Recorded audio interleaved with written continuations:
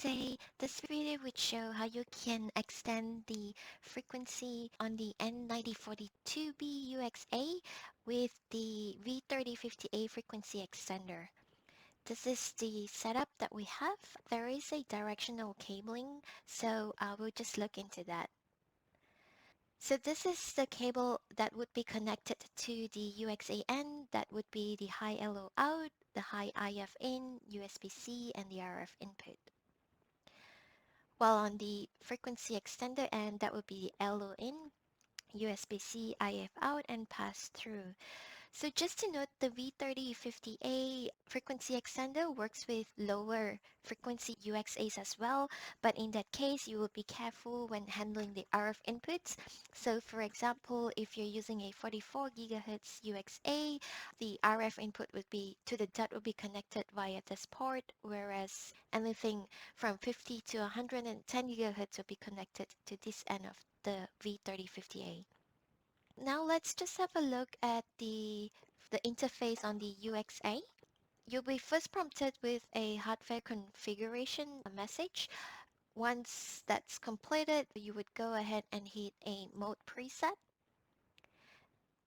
And if the configuration is completed successfully, you would see the band breaks here. So if I were to place a marker, that should show the 50 gigahertz mark. If you do see this, it means that you've connected the V3050A successfully. Now we would just want to do some adjustments here so that we can lower the noise floor to help with the measurements. So in order to do that, go to Amplitude, Signal Path,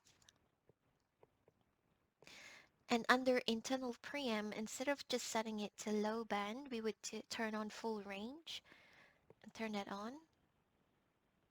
We will also turn on the LNA. And just before this is done, we'll go into attenuation, look into mechanical attenuation. The default is 54 dB in this case. Let's set it to 10 dB. So once that's done, the noise floor would be lowered, so your measurements across the whole frequency bands would be more presentable and more meaningful. Just in case you have a lower frequency UXA, say for example again the 44 gigahertz, you want to be careful when selecting the RF input port. So go to Input Output. For measurements that is 44 gigahertz and below, you would select RF input. And for measurements between 50 to 110 gigahertz, you would select external RF. So because this is a 50 gigahertz UXA, we do have the pass-through so that it sweeps across the whole bands. It will be set to external RF. So that's all I have. Thanks for watching.